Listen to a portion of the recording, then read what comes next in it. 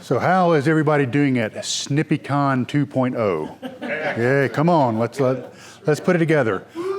I've got this wonderful Robert Frost quote up here, but the woods are lovely, dark, and deep, but I have promises to keep and miles to go before I sleep. And so, I came up with exploring this area deep in America's Southland, and I thought that quote was very apropos. So I've developed a presentation that's called Anomalous Geoconcentrations and Divergent Phenomenologies, a case study. Okay. Or how I went to an area known for Bigfoot, UAPs, and found some other very weird stuff. Okay. So first of all, I got to give you an apology. I'm not going to tell you where this is at. And it's not because I'm being Mr. Super Butthole. I can be, but not right now. It's because this area is pristine. It's a very special place. And once areas of high strangeness pop up on the radar of the public, meaningful research really starts to diminish, and your return on investment decreases exponentially. Because when you detect a phenomena, is it somebody hoaxing you? Is it another set of maybe researchers that aren't using very good controls? And are they contaminating your research? So I'm not going to tell you, but I will give you a hint. You should be able to narrow it down. It's south of the Mason-Dixon line and east of Arizona. So there you go. A little bit about myself. I went to high school in Atlanta, Georgia. I became an Eagle Scout while I was there. I earned the Boy Scouts 50 Miler Award 3 times, which is where you hike or paddle 50 contiguous miles. I attended the University of West Georgia, and I have a degree in transpersonal and humanistic psychology and a minor in anthropology. While I was at University of West Georgia, I received a Army ROTC scholarship. So I graduated college. I was commissioned in the Army as an Army intelligence officer. I went off to Fort Huachuca, trained, became branch certified. I'm a member of the U.S. Army Intelligence Corps. Did a stint in Afghanistan. Let me back up. Once I got injured and got out of the Army, I went and worked for the federal government as a civil servant. Those evil people that keep secrets from you, that was me. I was a U.S. government security specialist. I specialized in information security, which is protecting classified information, special access programs. Did 6 months tour in Afghanistan as an anti-terrorism officer. I was an OPSEC officer. I'm also a MUFON field investigator. I retired from the federal government in April 2023. Yay! But right now I'm the director of an outfit called the Anomalous Studies and Observations Group. And what that is a group that takes kind of a unique look at anomalous phenomena.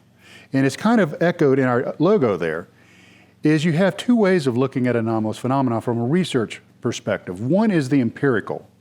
It's the data. It's the readings, it's the photographs, the videos, the recordings, things like that. But laid over the top of that empirical matrix, which is represented by the world, is a human being.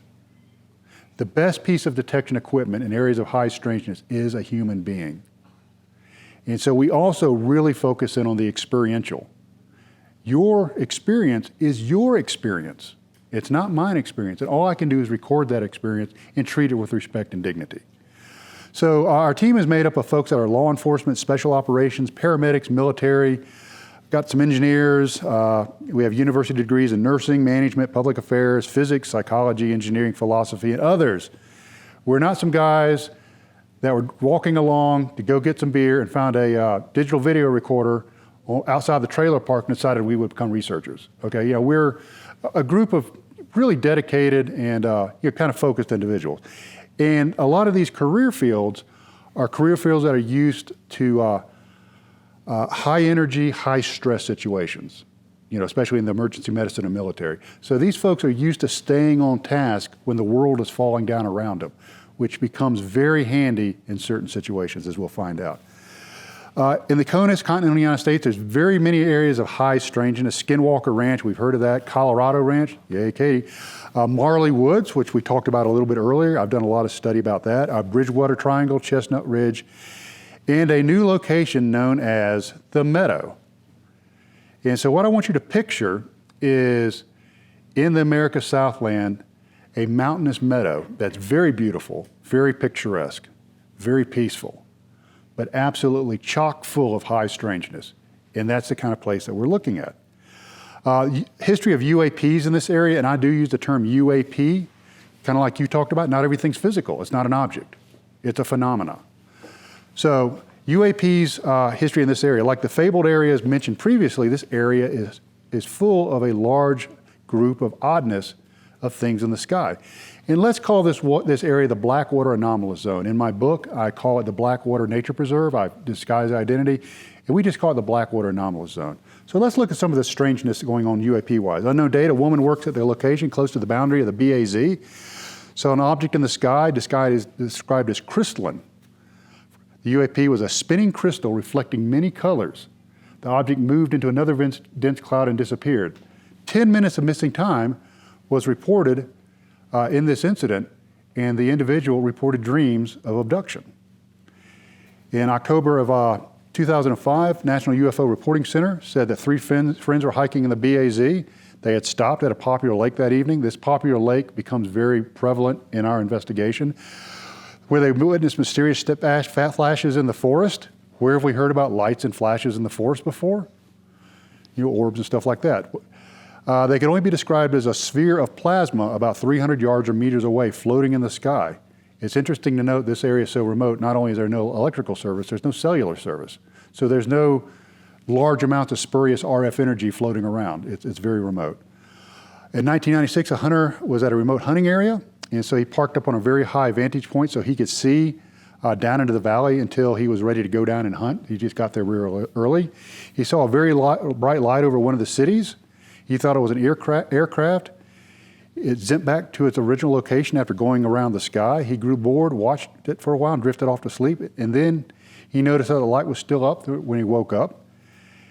And the smaller of the 2 lights broke off and became a missile-like trajectory towards the lone hunter. The man felt that this could be a threat. He chambered around into his rifle, and he quickly left the area. So something was focusing in on this hunter. And several others. This area, if you know where it is and you go to some of the big UFO reporting databases, tons of reports. So what else do we have in areas of high strangeness? Well, a lot of times when you have UFO concentrations, you have Bigfoot or cryptids. So these are some of the books in some of these areas in CONUS. We got Momo the Monster out of Missouri on the right, Bigfoot at Skinwalker Ranch, Invasion of the Chestnut Ridge. So that's very, very prevalent. So let's look at Bigfoot history in the BAZ. Nobody look at that raccoon, just avert your eyes. Okay, folks, y'all are gonna have to laugh. This is gonna be a long lecture, okay? So history of Bigfoot in the BAZ.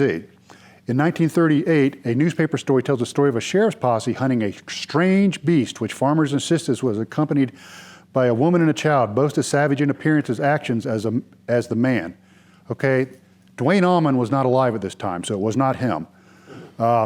So there were these savage people that sometimes you see reports about in old newspapers of wild men in savage families.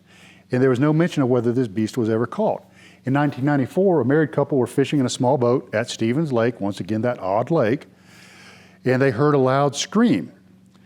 In 1994, a stepfather of one of the above witnesses was fishing at the same lake and had to traverse some ragged terrain, and while he was crossing a fire break, he noticed a set of footprints in the damp soil. He thought it was odd that a person would be running around barefoot in the backwoods. Another man reported that he and his family were picking huckleberries and heard a commotion in the tree line. They turned and saw a large hairy man watching them. And when the man spotted them, he ran off. The family left as well. And this is a representation. In 2013, a husband and wife were hiking along the area between the Coal Springs Campground and Stevens Lake. Coal Spring Campgrounds is an area that we use for our base of operations.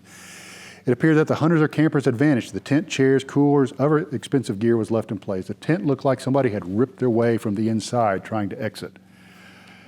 Why would somebody leave their expensive camping gear and everything else in the middle of the forest never to come back? It's one of the many mysteries. What happened at that campsite? 6 friends were camping in the nature preserve when they had a frightening encounter. They were the only campers in this popular area. It was about 2300, 11 o'clock. They started to hear a low hum Excited by this, they begin to scan the woods with their spotlight, and they caught a large man-like figure covered in grayish hair in their beam. Once again, we have these audio effects that some of y'all have heard about this weekend. The creature was peering at them from behind a tree, watched them for about 60 seconds, and it was described as ape-like. When they moved their light beam for a split second, it was gone. And many others. Some more history.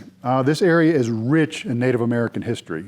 This area has a skinwalker type witch figure in their mythology called the Spearfinger Witch. And she would lurk into people, according to mythology, she would lurk into people's bedrooms or tents, take her spear-like finger, which was obsidian, split open their chest, pull their liver out and eat it.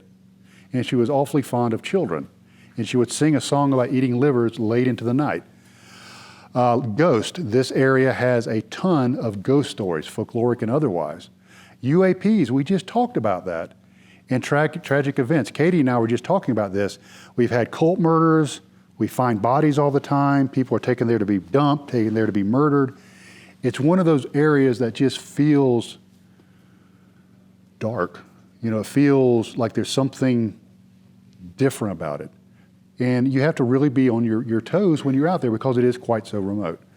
So if you notice, I was talking about UFOs, UAPs, Bigfoot, and ghost.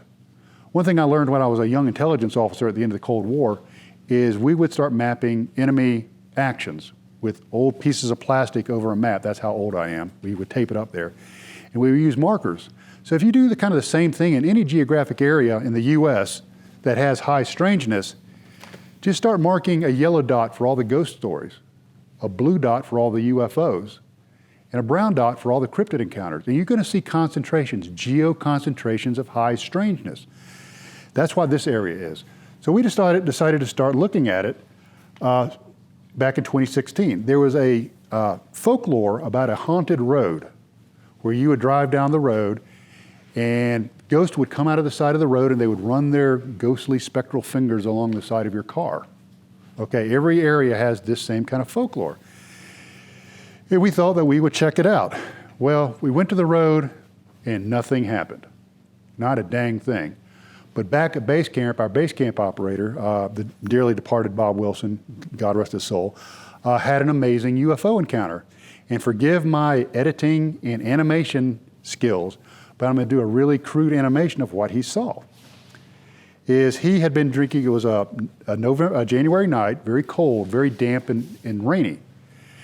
And he had been drinking copious amounts of coffee.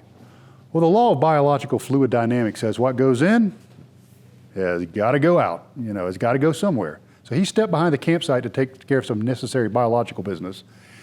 He finished it up, and he looks up in the air, and he sees a beam of light come down. And he's thinking, well, there's a heavy cloud cover here. That must be lightning. Bow wow to you, sir. Thank you much for your bark of affirmation.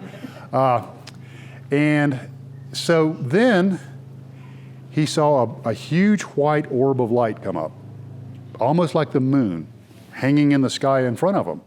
And he said, oh, great, the clouds are clearing, the moon is coming out, it's going to be a nice weekend. And then the moon started moving sideways. And this is what it looked like. If I can get my animation to work, there we go. There's the beam of light. The moon appears. It moves sideways.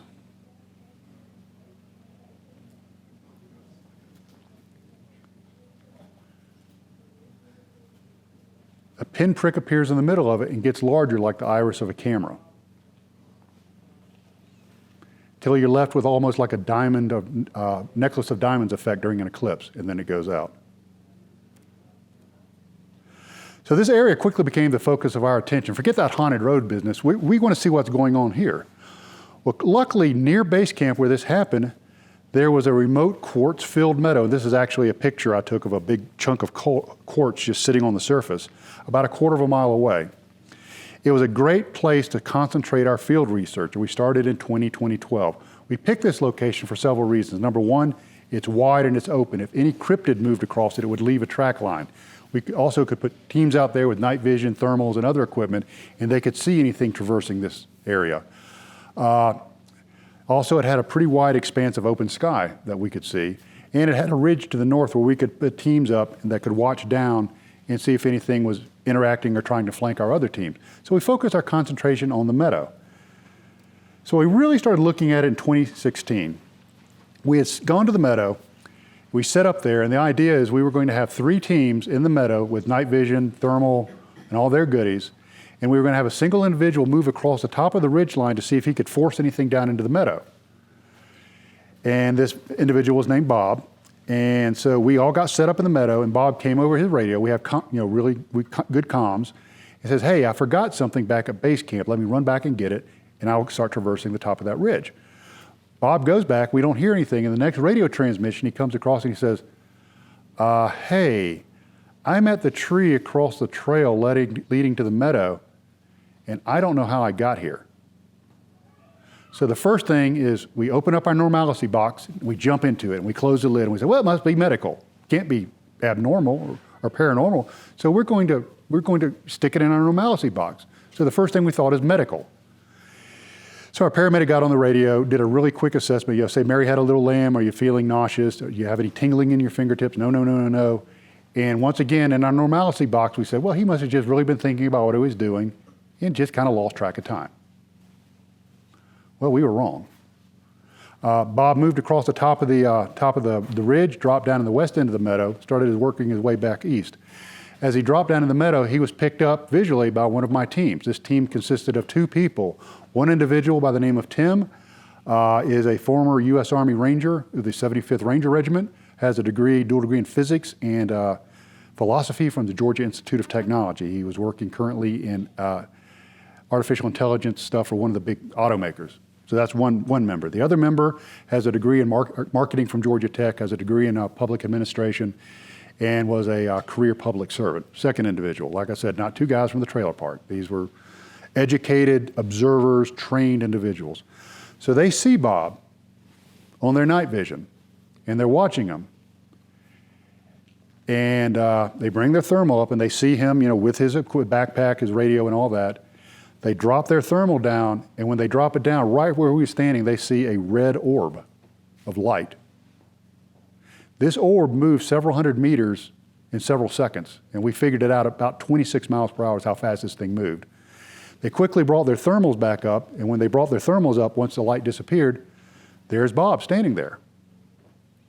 And they quickly get on the radio and they say, Bob, are you okay? And you can see on the thermal, him bring his radio up and said, yes, I'm fine. Why? You need to come over and talk to us. So he comes over there, and they said, what happened? He's like, nothing, I just walked over here. Why? No, you turned into a ball of light. We saw it. It looks like you traveled at this fantastical speed. He's like, no, I just walked over here. So this is the first inkling that there were perhaps two realities that could possibly exist at the same time at this location. One reality where Bob was a ball of light moving at really fast speeds. The other reality where he was just some dude walking through the field. So later that night, one of our team members saw odd green orbs above the ridge at base camp that did not correspond with any team members or hikers we knew were out there. At 0200, one of our team members saw a white humanoid watching camp from behind a tree, which is interesting. The folklore of that area talks about a white humanoid. And the next morning, Bob comes back and he shows us his GPS. Now, Bob was a retired law enforcement guy. I worked many years backcountry search and rescue in California. A very good woodsman. He always runs the tracking feature on his GPS, so he knows exactly what his track line is. He showed us several track lines of the night before. One of them shows him being on the other side of a small river. Also shows him moving in straight lines over several kilometers. In this terrain, you cannot move in a straight line, neither by vehicle nor by foot. But how can you move over terrain in a straight line? In the air. Bob had missing time. These track lines were on his GPS. So we told Bob, when you get home, transfer that file from your Garmin onto your hard drive, send that file to us. We'll all pull up our geography programs, and we're going to look at it and really do a deep dive on these track lines. By the time he got home, everything was erased off his GPS. February 2017, probably one of the strangest nights of my life. We observed 2 upright man-sized shapes. We had a new team up on top of the ridge back in 2017, and I was on that team. And we saw down in the meadow 2 man-sized heat signatures. And the weird thing is these heat signatures were one signature, got big, got small, got big, got small, got big, and then split into 2. Doesn't make any sense. No team members were in that area because, like I said, we have radio comms. Nobody gets off station without permission. David P. observed a box or cube form in the meadow, and this is his drawing of it. And this was seen only on thermal. And we noticed by reviewing the photographs from that outing the next year, we saw what possibly could have been a cryptid watching us from the tree line. So let's take a look at this strange figure in the wood line. What we're talking about right here is it's in this area right there. And you can see a brow ridge, a face, a muzzle, and a body. Now, am I saying that is 100% a cryptid? I don't know. I know that we couldn't find anything that looked like that when we reviewed that area. Excuse me. And there's a picture of it, you know, without any kind of enhancement. So, you know, kind of make up your own mind on that. But remember me talking about the figures that showed up on thermal that got small and big and split? Does anybody want to see the thermal video from that? Yeah? Okay. Well, let's take a look at this. So you can see it. It looks like it's about 2 meters tall, gets big, gets small, gets big, gets small, gets big, and then splits into 2. Cool thing is I was able to send this to a producer friend of mine, and he stabilized it. So let's take a look at this stabilized and see what it looks like and enhanced. So once again, you can see the figure there. It's small, then it gets big, then it gets small again, real tiny, gets big, and then splits into 2 distinct heat signatures. That did not correspond with any of our team members. So things are starting to get kind of weird out there, right? So let's see what else we got going on. I told you that David P. and some of my other members started seeing boxes or cubes form all over the meadow that night.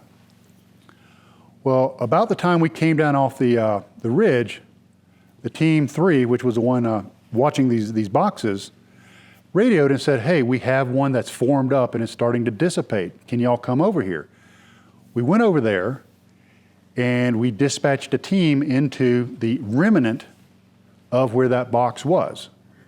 Now this area during that time of year, it's not heavily vegetated. The vegetation's dead. There aren't any huge gigantic trees, and you'll see that in another video later.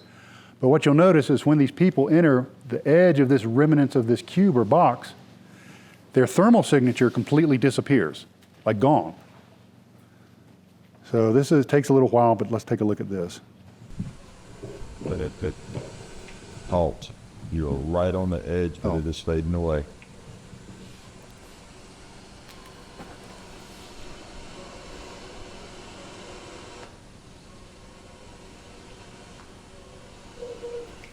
(10-4).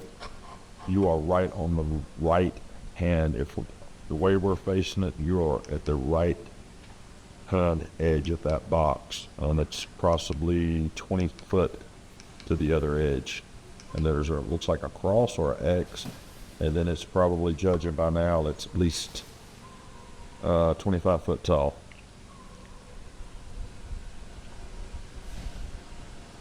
And the recordings.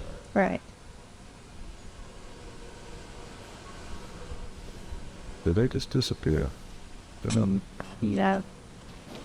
No, I'm looking at their, I'm gonna see next to that.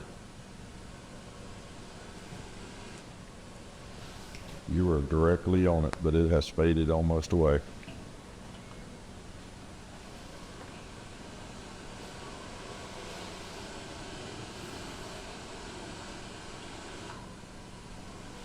It's gone. Mm-hmm. It's completely faded away now. It's gone.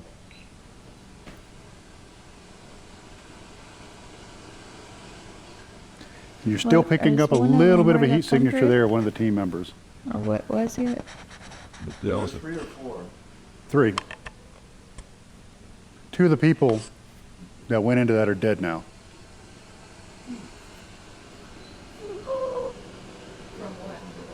Various things. I'll get it later on in the presentation. But now they're completely gone. No heat signature at all. No thermal imagery at all. So they are. This was in February, so They are there's a into the big difference woodline between now. ambient air temperature and their Because body that- Pick temperature. them up. Because I can't see them. They've got their lights. It would have been off to the right, Okay. about 50 feet.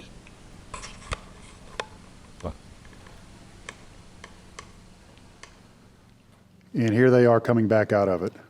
Or going back in, I'm sorry. So that was, we could not figure out what caused that. We racked our brains. So we went out and we did a recreation. And during the recreation, we did it during the day. It was actually the next year, but it was about the same time of year. So you're going to get a feel for the vegetation and the cover of that area. And we're running regular footage off a video camera and simultaneously running thermal footage. So you will see both images as we try to recreate this. I want you to notice some things. How sparse the vegetation is and how easy it is to see their thermal signature, even through heavy vegetation. And anybody who's worked with thermal knows that you can't hide from it, unless you're behind something very substantial. And you can see how sparse this is, and this is actually across a swamp, and you can see all the way up this ridge. That's how sparse the vegetation is. They're going to go behind this thick vegetation, and we never even lose their heat signature completely during that.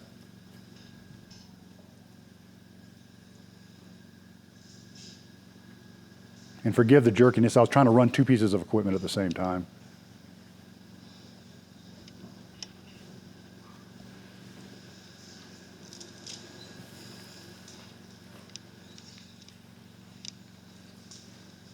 When the individuals that went into it that fateful evening in February went into it, they described it like this. They said it was like walking into a black velvet bag. It was very dark. It was cold. It was very quiet. They walked in unencumbered. There were no branches or brambles or anything like that impeding them. When they came out, branches and brambles and stickers and stuff like that weren't there before were now present. So once again, it seems like that there were two realities existing at the same time. One reality, which was a normal meadow that we're all used to dealing with, and there was this other reality coexisting in this little narrow area of geography where it was colder. You didn't have the vegetation and things like that. So, you start looking at things like the dual essence of nature. You can have, with the dual slit experiment, you have light as a wave and light as a particle. So is it possible to have a possibly conflicting state of existence? As we know, we can see that on a micro scale and a quantum scale, but is it possible maybe in some of these locations we're seeing on a macro scale, and that might be what's happening? A hitchhiker phenomena, after this outing, one of my members, KP, started having dreams about orbs coming in through her bedroom window. They evolved into having nightmares about humanoid figures standing next to her bed and watching her. We've done hypnotic regression with her with a licensed psychotherapist and hypnotherapist. She is starting to recount things that seem like abduction phenomena. The next day, JJ was filming, it's Jessica, you know her, was filming her toddler son playing on the elliptical, and through the viewfinder she saw orbs circling her son. They were not visible to the naked eye, they were only visible through her phone. So they were either in the infrared or ultraviolet. Her young son points up in the air to where this thing is being recorded and says ball, like he can see it visually.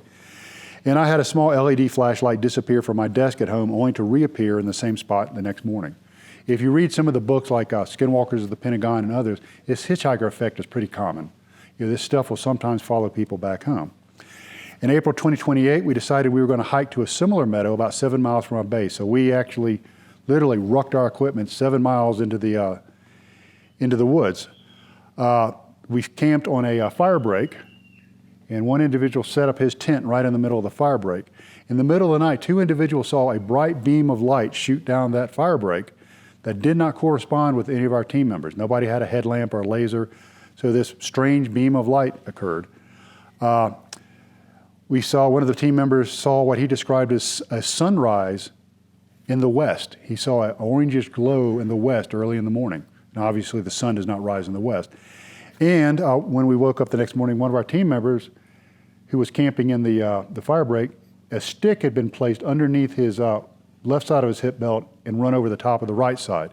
We looked to try to figure out where this stick could come from. Could it have fallen from a tree? Did we miss it?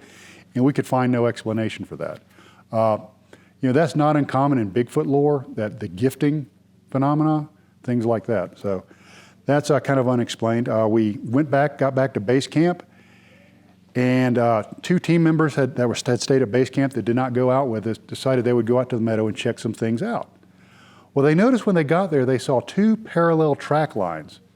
And it's almost like somebody had taken a vehicle, dropped it into the meadow, drove a distance, and then walked out. They were linear, about this wide, about this far apart, and the grass was pressed down. It was not broken. There were anthills inside of the track lines that were not disturbed. There were small saplings that were still evident. So they came back, told us about it, and Dave and Terry, two guys that were actually hiking with us, they went back out later, and they saw another box or cube.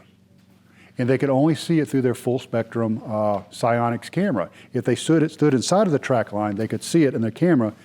If they stepped out, they couldn't see it. Step back in the track line, they could see it. They went to take a photograph of this on their psionics, and the SIM card was back at camp. It even happens to seasoned researchers. So, it's one of those things. I've got their affidavits. That's kind of a rough representation of what they saw, in the track line. And you can see this is a crude map of the meadow, and the track line went like this, and it kind of button hook here, and the box was right over there. And also, that night, one of our team members on his thermal captured an image of this like hulking figure with, a large head, no neck, long spindly arms, standing in the wood line. The really weird thing is this figure is colder than its surroundings. It's not warmer. So it's not like it's a mammal, or maybe it's a mammal transitioning realities, which is very odd. And we've had other places where we've captured things like this too.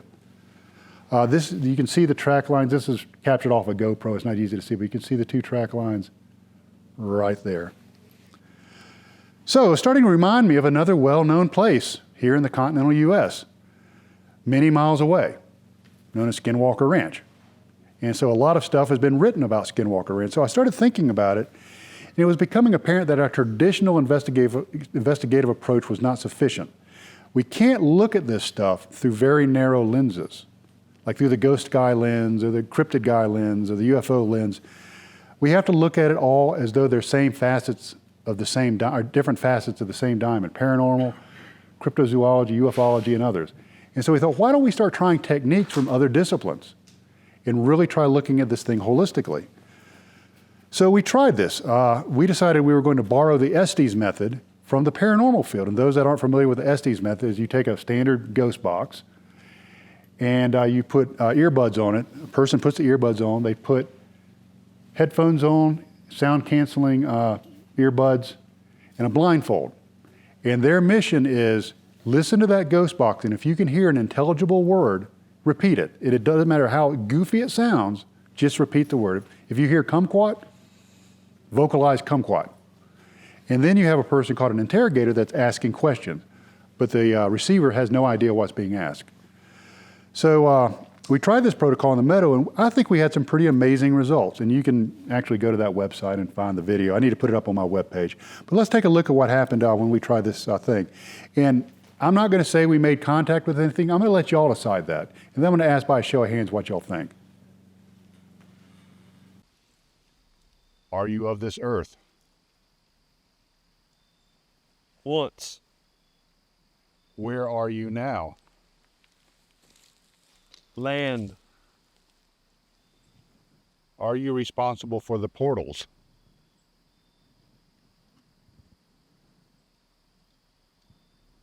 Likely. Do you use the portals for transportation?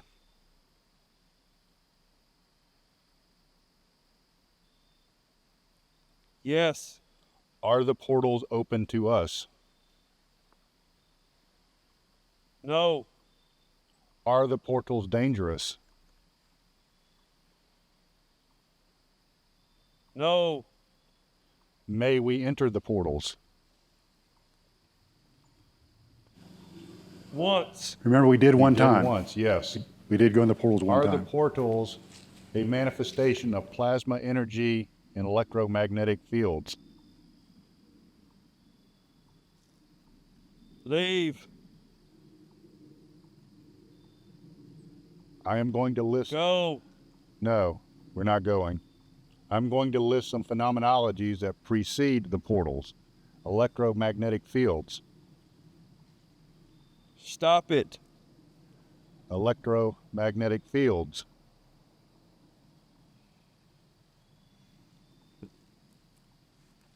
Radiation.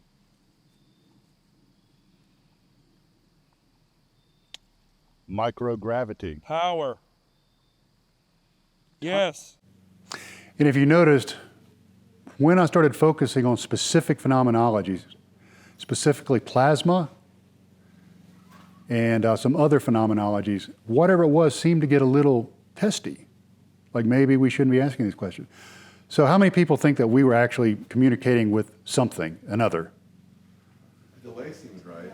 Yeah, I mean, I think we were. I mean, I think the odds statistically of that stream of communications between two individuals that had no means of communicating with each other, it's compelling, you know, so I'll put that out there. We did that, and we were very pleased with the results, and we decided in January 2020 that we were going to go back out again, and only 3 members were present for this expedition. So myself and Kristen, one of my researcher partners, decided we were going to go to the locations, and we were going to record some baselines, specifically electromagnetic fields, EMFs, radio frequency fields, and radiation baselines in these areas where this high strangeness has happened. We got to the creek or the river, and we decided we would cross over it and see what was on the other side. Well, I took my boots off, rolled my trousers up, crossed over, and there was another large field there. And I thought, this is really cool. It's like another large open area where we can do simultaneous concurrent research. And I yelled over to Kristen because she was crossing over the small river, and I said, hey, you need to come see this. This is really cool. And she says, no, stay where you're at. I'll be right there. And she comes over. She goes, what are you talking about? I said, look at this. This is fantastic. We can have like 5 other teams out here. She goes, Trey, you're standing exactly where you started. You're in the same place. You never left. And I'm like, wait, my pants are wet. She goes, you're back in the meadow. And I became so disoriented that I had to tell, because she radioed it back to base camp. They wanted to send the paramedics out. I'm like, everybody just leave me alone for about 10 minutes and just let me get my wits about me. I was extremely disoriented. What was interesting is as we were running our Geiger counters, with the Geiger-Muller tube, is the baseline of that area is about 0.0566 microsieverts per hour. When that incident happened, when we looked at the log on the recorder, on the Geiger counter, we detected a radiation spike of 0.33 microsieverts per hour, well above the baseline. And so I have to wonder if I had not been following our protocol about having comms, team members with us, would I have ended up as a chapter in one of these if I hadn't had somebody there with me? And is what's happening when David Pilates talks about these stories. What's interesting, and I'm not going to tell you which one, but this area is about 50 or 60 miles from one of the missing 401 clusters. June 2020,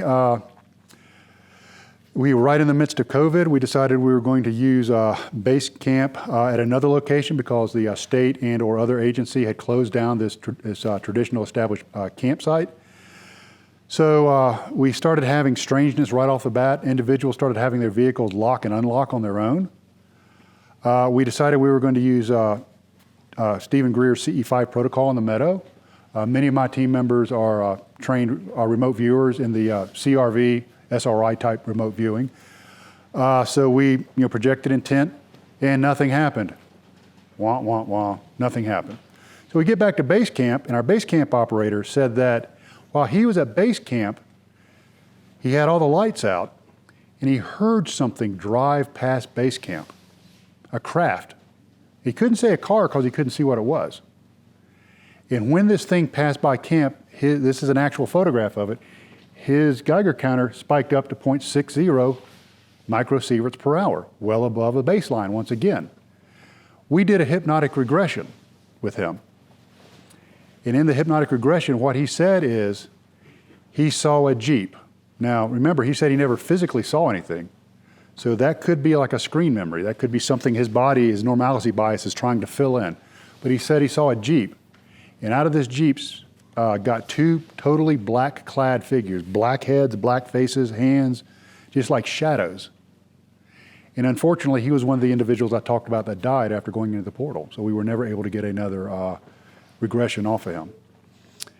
And so the next morning, one of my team members, who's a engineer, graduated from the U.S. Air Force Academy, special operations guy, now does private industry work, said, hey, I woke up at 4:30 and I had this term in my mind, Knox Magbee, phonetically spelled Noxmagbee.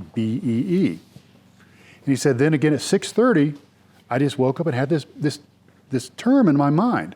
Does it mean anything to you? And I'm like, no, but I'll research it, I'll look into it. So I started doing some research. I found out that Nox, also known as Nyx by the Greeks, was the goddess of the night. She ruled the night. In Magba, I found in the Old English poem Beowulf, and it means kindred or children. And the Romans occupied Britain until 400 Common Era. So Old English and knowledge of Roman gods and goddesses are contemporaneous. The people would know about this. So we have to ask, if we put those together, who are the children of the night goddess? Anybody want to take a guess? I'll give you a hint. One of them's on the cover of Whitley Strieber's book. David Huggins made this painting of them, Children of the Night Goddess.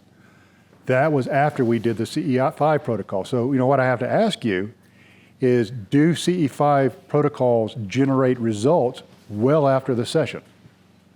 We think in this case, maybe it did. July of 2020, we saw the sudden death of the local ASOG member, one of the two gentlemen that went into the portal, or the cube. He died suddenly from a pulmonary embolism. And we gathered, and I'm sorry if I get a little emotional, this is still kind of hard. But we gathered in the 2020 in July to memorialize him, because he and I were actually planning to go back out to the meadow later that month. He died that quick. And so we went back out to it, and you remember the area where I said I had that extreme disorientation? Well, we got there, and right in the middle of the creek, there was a strange oval shape. And it was a sapling that had been turned over on top of itself and tied at the top. This was on a small island in the middle of a creek, large creek or small river. You couldn't put a ladder up against it. It was about 12 foot tall. You couldn't really bend it over without breaking it. So what does that mean? If we start kind of exploring it a little bit, the symbol is seen in locations and concepts that involve a gateway or portal. Some examples of this are the Egyptian Ankh. This is inside the tomb of Ramesses IV. I took this photograph back in June. Another one is the well of Santa Cristina in Italy. This well supposedly had magical properties when you went down into it. And what does this shape look like? It looks like a keyway. And so is that what we were experiencing, that something was telling us that this spot, this location in the meadow, was a potential location of a keyway or gateway? February 2021, we saw a really cool UFO sighting at Stevens Lake. And I'm going to run the video for you here in a little bit. Through the 10X binoculars, we saw two sets of lights blinking on and off. When we looked at those lights individually, there were two other separate sets of lights, like headlights adjacent to one another, blinking on and off. The configuration of the lights did not match standard aircraft configurations. It was not a red anti-collision rotating beacon. You did not see the green or red navigation lights. They were just blinking. I also went to Flight Radar 24 and could find no corresponding flights. So let's see if we can get this going. And this is kind of how the lights were blinking. Right here, if I can get that to. And you can see the lights right here and right here. And they're dropping below the horizon very slow. And what's interesting is that when an aircraft approaches you, it starts below the horizon, goes over you, and then drops behind the opposite horizon. These started in the middle of the sky. And they were so stationary that originally I thought they were radio towers that I'd never noticed before in this location. But as you can tell, and I'm not going to bore you all with the rest of it, but they're sinking very slowly down behind the horizon there. And they stay equal distant the whole time. So I'll ask a seasoned MUFON field investigator. Pretty weird, huh? So we couldn't figure out what that was. July 2021, JJ's vehicle once again would arm and disarm itself. Both JJ and Matt D had serious GPS navigation issues when heading home. It would keep taking them back to the same location in circles. Kristen, the individual who had the dreams of the orbs coming in a room and the possible abduction, had her automobile lose all electronic functions just outside of Commerce, Georgia. And where else have we heard about vehicles losing all functionality? So we have multiple accounts of electronics either dying or becoming, just crazy in this area. So where else have we heard about this kind of phenomena? Well, Betty and Barney Hill, other cases of vehicles dying on lonely roads when UAPs are around. So who knows? More hitchhikers, several days after arriving home from that mysterious account where her vehicle died, she had a strange photograph appear on her iPhone, and this is an actual photograph of that photograph, or an image of that photograph. The date timestamp on the photo was for a time when the phone was a few feet from her head while she slept. So it showed up in her gallery, but she never took this photograph. There was no metadata on the photograph that we could extract, no exfil or anything. Nobody admitted sending her this strange photo. It was later discovered that the photo came from a real estate listing for 52 acres of property that are not related to her in any way. Was someone or something trying to communicate to us that we needed to go to that piece of property and wait? I don't know, just another very strange occurrence. October 2021, anybody recognize her? We were joined by Katie Page. Shadow figures, multiple shadow figures, and disembodied voices. Our FLIR or thermal results yielded no contact to explain the voices. We decided to explore two other fields that were within about 2 miles of the original meadow. Being in typical melodramatic fashion, we call those the fields of dreams and the field of nightmares. I don't know, it's just, you had to call them something. It's better than George and Oscar. So several team members observed strange lights, very tiny orbs that would flash on and off in the forest surrounding these fields. And also, to make things even stranger, Katie's traveling companion and Jessica were physically touched by an unseen force in these woods. Her traveling companion had his hoodie pulled, and Jessica suffered what we call the infamous Bohonkus incident, had her hiney grabbed through her camp chair. Something physically touched her, but nobody was around. So the phenomena is evolving, okay? It's not just seeing things in the meadow or hearing things. Now we're physically being touched. People are being affected. So that's moving into a whole different realm. This, you can't just think this stuff is static and is going to stay the same. So the phenomena is evolving. And it's now, I think it might be getting more comfortable with us, actually starting to interact with us a little bit more. March of 2022, we had another goober person show up with us right there. Once again, very full cadre of researchers. We decided to conduct research on the two new areas, and once again, the odd lights were present. We decided to take a pyramid-shaped box, and this was really a really rough experiment. We didn't have any real good controls on it. We thought we'd try it with a hinge on it, and we put several sundry trinkets in it, different little items and tokens. We came back the next day, we aligned it with north and magnetic south, and pennies were placed in each corner to mark where it was put. When we came back the next day to retrieve it, one item was missing, and it was a rare earth magnet, nothing else. So, October 2022, we had a documentary film Clue come along. The film will be released in January of next year. It'll be called Land Between the Lakes, Cryptid Encounters, Land Between the Lakes, but about 1/3 of the movie is about the Meadow Project. Once again, the odd lights were present. The documentary director wanted to experience an SD session for himself. During this session, the words witch and Nephilim were heard that he spoke out loud. He said they also experienced apocalyptic visions during the experiment while he was behind the blindfold. It's interesting that Nephilim in the Old Testament were giants. And some people believe that Nephilim were an ancient description of Bigfoot. This is actually a picture of us doing that session. He was also witnessed by his cinematographer and production assistant, and the film was rolling. The camera was running. They described seeing shadow beings twirling around us as we conducted this session. 2 members of his team had paranormal experiences once they got home, i.e. the hitchhiker effect. We got it on film. Now, his production company owns the rights to that film. It has not been released yet. Once it comes out, I'm going to try to get permission to use it.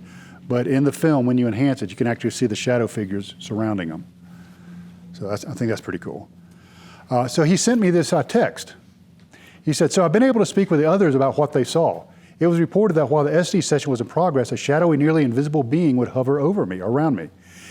It would appear to try to enter me and come back out. This happened several times, and it eventually went in and either didn't come out or vanished. All I remember from the event are images of destruction and these weird images of dead babies covered in blood. The shadow being was reportedly somewhat humanoid with a partial body, and the head was being said to resemble somebody wearing a hood. It would seem that it does correlate with what others have seen when they describe the shadow people there in the Meadow Project. His production assistant and his cinematographer will not come back. It scared them and rattled them so bad they said, we will never go back to that location.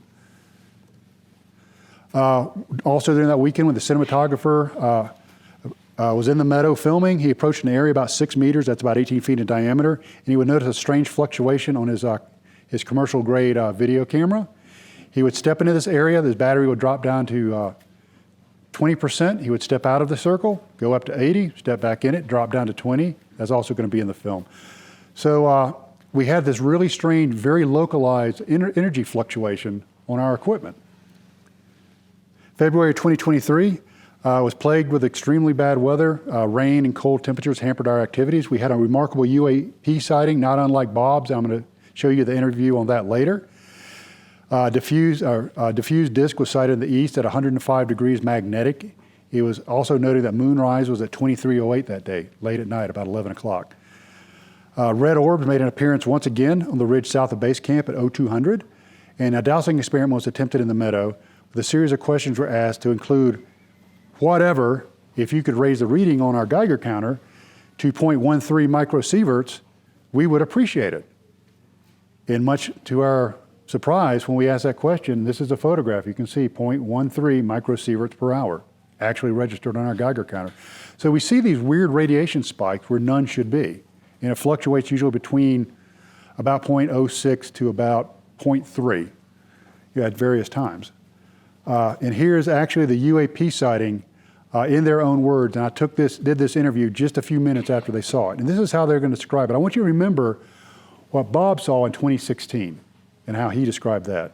Okay, kind of retell me everything you just said. Okay, so we were sitting here listening to the radio. What time? It's 5:15 Central Time. Okay. 5:05 Okay, Central Time. Okay, 17:05. Okay. And it's been raining all day long, and I said, well, the sun's coming up, or the sun's starting to peek through over there, and then it hit me. I said, well, that's the wrong direction. We double checked the compass. Yeah, we double checked the compass, and it's pointing in the easterly direction. Okay, and I just checked it with my compass. It's 105 degrees. Okay. Magnetic. And it was just above the ridge, and it looked like the sun behind the clouds. It was a diffused light, not a bright flashlight like a flashlight or something pointing at you. It was a diffused light, just like the sun setting. And then it moved from right to left. It moved over a few degrees, and then it got out of my line of sight and moved past some thicker trees, but then it got into Ed's. I can see from this position. Right. And what color was it? It was like a whitish, yeah, I wouldn't really, maybe just a slight tint of orange. Right. When I first seen it, but Right. then it was more white. Yeah, when I saw it over here, it actually could have been the moon. Yeah, But it was probably Yeah. a full moon. I don't know what And position. the it moonrise was in, wasn't until 11 but o'clock that night, so it it wasn't the a full moon. moon behind the clouds. that was his next thing. That's the moon rising. Yeah. Sure don't see it now, and it's clearing up. Yeah. So I don't know what it was. Which is interesting because Bob saw the exact same thing here in 2016 over that ridge. over that ridge. Okay. I don't know. Well, I appreciate it. My battery is getting ready to go dead here. So, Yeah. anything y'all want to add? We're gonna keep our eyes peeled and see what else we see here. Yeah. Cool. Thanks. So once again, the exact same sighting of something very similar at the exact same location, albeit in different cardinal directions. In May of 2023, at 2114, 914, we observed a steady bright light and the color much brighter than the moon, moving from horizon to horizon in about 6 seconds. We have an area that's almost horizon to horizon like this, about 4 miles from the meadow. So we were doing a sky watch in that location. It was about the size of an aspirin held out at arm's length, and it moved from one horizon all the way to the other horizon in 6 seconds. That's too fast for a satellite. It did not have any aircraft lights on it, just one of those very odd things. And I could not get my psionics camera up quick enough to capture it. On the 26th, several of the team members underwent God helmet sessions. If y'all are familiar with that, that is a device developed by Dr. Robert Persinger that uses electromagnetic stimulation to trigger certain parts of your brain that's responsible for mystic and unusual phenomena. So we use this to stimulate the left amygdala using about 40 hertz frequencies. And some people believe that this primes the pump for paranormal activity and perception. So we did several God helmet sessions. During the day, during that night, shadow figures were once again seen on the edge of the meadow. Faint voices were heard again. A team consisting of Daryl, Shay, and Christy H. trekked along the top of the ridge. Christy, who is the wife of our psychoanalyst, said that she felt like something was following them, tracking them, like slinking along like Gollum. And this is important later on. And she was uncomfortable. Could she go back to where the other groups were? And of course, we don't want anyone to feel comfortable. So she came back down to the meadow with her husband and Daryl. And while we could see their lights on the top of the ridge, there was an orb following them just down below where they couldn't see, tracking them. So she said it felt like they were being watched. Something was tracking them. And like I said, as they were moving east, it followed them. Later in the night, voices were much louder, and the source of the voices could never be determined. The next day, Christy woke up and she told me about a dream she had. During the night, she said, in her dream, a woman and a boy followed the team from the meadow, went to their tent, and the top of their tent became translucent. They were taken out of their tent to a white room, and they were shown these figures, and this is her actual drawing. They were a series of spirals, anti-clockwise spirals, except this one's clockwise, with an eye in it. And she showed me that the next morning, and she says, does this mean anything? And I said, are you familiar with the iconology of spirals? And she says, no. And I said, in many cultures, the spiral represents a gateway or entrance or portal to something else. And this was in 9 Mile Canyon there in Utah. She said she didn't know the significance of it. And I asked her if she had read my book and knew anything about the Meadow Project and the boxes. She had not. And it was just very interesting that she also drew a squared off spiral, which kind of matches what the boxes or cubes looked like on our thermal. On the 27th, while preparing breakfast, I searched all through my cook box and I couldn't find my cooking spray. I thought it was an oversight. That night we returned to the meadow at 8:40. 6 teams were deployed in various locations. At 2222, which is 1022, Team 2 detected on thermal a creature approximately the size of a boar or a large hog moving low to the ground through the middle of the meadow. It's not conceivable that a creature would move across an open field surrounded by 12 people. It just wouldn't do that. My thermal operator did not record it because he was deep in his normalcy box, and he said, well, we were talking about bears and large hogs. I just assumed that's what it was. No, do you remember last night when Christy said she sensed something slinking around the ground? Where have we heard about something coming out of a gateway and slinking around the ground? Well, if you read the book, The Hunt for the Skinwalker, they talk about that, something coming out of one of these cubes or portals and slinking around. We were plagued with terrible communication problems that night, and while packing up for the return home on the 28th, I noticed my cooking spray sitting in a spot where it had always been, that it wasn't there before. So once again, that trickster element, that hitchhiker, that toying with you.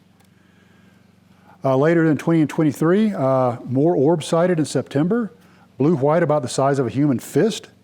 We also had some knuckleheads drive a vehicle off the side of a mountain, so we sent a couple of recovery teams from ASOG to go help them get it off the mountain. A little bit of excitement there. On January 2024, a shadow being was seen around camp in the meadow. One team member actually became nauseous while at the meadow. Start talking about electromagnetic frequencies. The Frey effect at about 1.3 gigahertz can cause nausea, can cause auditory hallucinations. Once again, more energy, could be tied to these things. March 2024, Bob Wilson passed away from cancer after going into the cube. He's number 2. His cancer came back with a vengeance, and he died just here a few months ago. So we had a memorial expedition in order to honor him.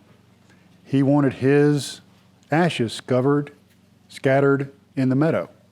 In his urn, very appropriately, was a black cube. Just give me a moment. So that was a real blow to us, losing him. In August of 2024, not too long ago, we conducted hypnotic regressions and more God helmet sessions. We had some really good regressions, like I told you about the individual with the orbs in her rooms and things like that. We run experiments while we're there. We've done a time displacement stopwatch experiment with sealed stopwatches in different locations. We've done the sealed letter experiment, very similar to the experiments done with the Skull Group and Surratt at Duke University. We have done a letter grid experiment, and we've also done a pyramid experiment where I made a pyramid with controls with things inside of it on a grid. So far, those experiments haven't really yielded a lot of results, but we're going to keep on trying. Health effects. Okay, I would be negligent if I did not tell you this kind of research can be dangerous. Okay? Of the 2 individuals that were filmed entering the portal, one passed away in 2021, the other, Bob, just passed away in 2024. One member, after spending a few hours in the meadow, had to be medevaced to a local emergency department with AFib. His heart went into AFib while he was deep asleep in the middle of the night. We had to medevac him. Luckily, we have paramedics, so it worked out okay. In 2022, once again, this individual had AFib. We've got another teammate that's been suffering from respiratory issues, now has some cancer going through cancer treatment. So, correlation is not causality. I would be a fool to say that. But likewise, you would be foolish not to at least consider it, in these health effects. A DIA report called Anomalous Acute and Subacute Field Effects on Human Biological Tissues. It's interesting, I know y'all can't see this, but a catalog of UFO-related psychological effects were studied and broken in and done some statistical analysis. Some of the things seen is paralysis, time loss, eye injuries. I was just talking to Tom Fierro from Marley Woods. He's now having eye problems and retina issues. I've got some issues with my right eye. Marks left on body, rashes, things that look like RF or radiation burns. So, there are some real physical risks to this business. So if anybody thinks about getting into it, really do your research and know what you're doing, because it can affect your health. Might even kill you. Like I said, we're doing hypnotic regression with several members with a hypnotherapist in Atlanta. We're looking at continuing work with field deployable God helmet or Corin helmet.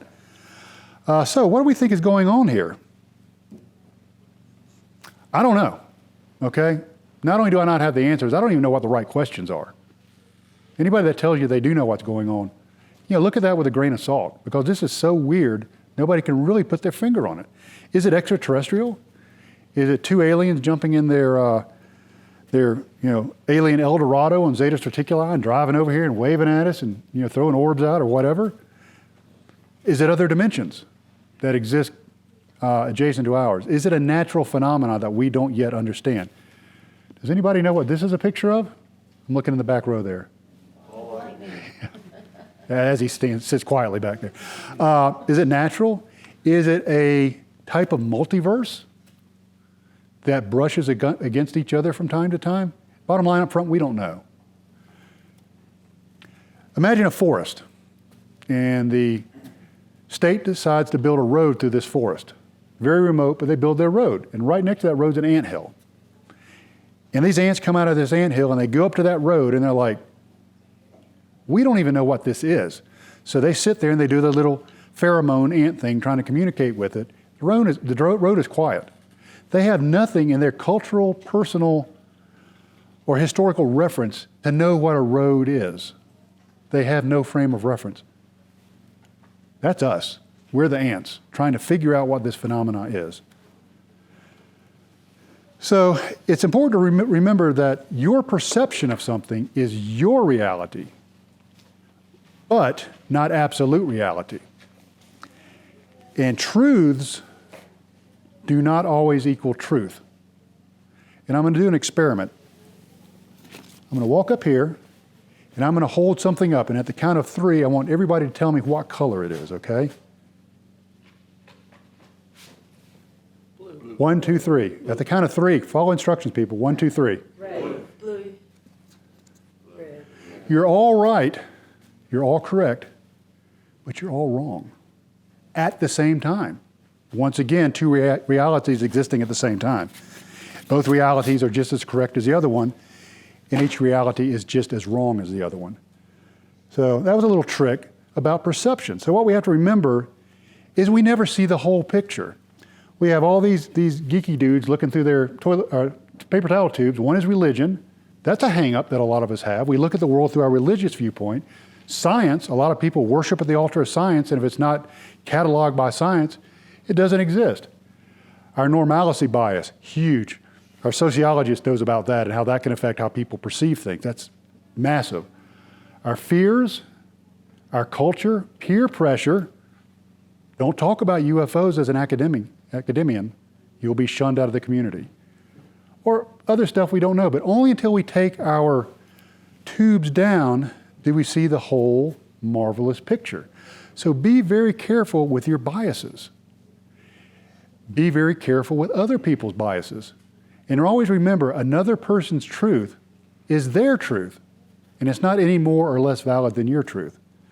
When considering and researching all aspects of high strangeness, be it UAPs, ghosts, cryptids, psychic abilities, near-death experience, etc., always keep your eyes, ears, mind, and heart open. You will quickly discover that the world is much, much stranger than you ever thought. Daniel Webster said, "There's nothing so powerful as truth, and often nothing so strange."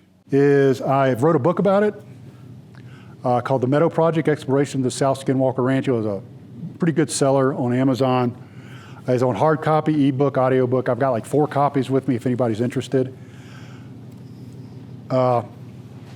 You can find me at treyhudsonresearch.com and treyhudsonresearch@gmail.com. My Facebook is treyhudson.author.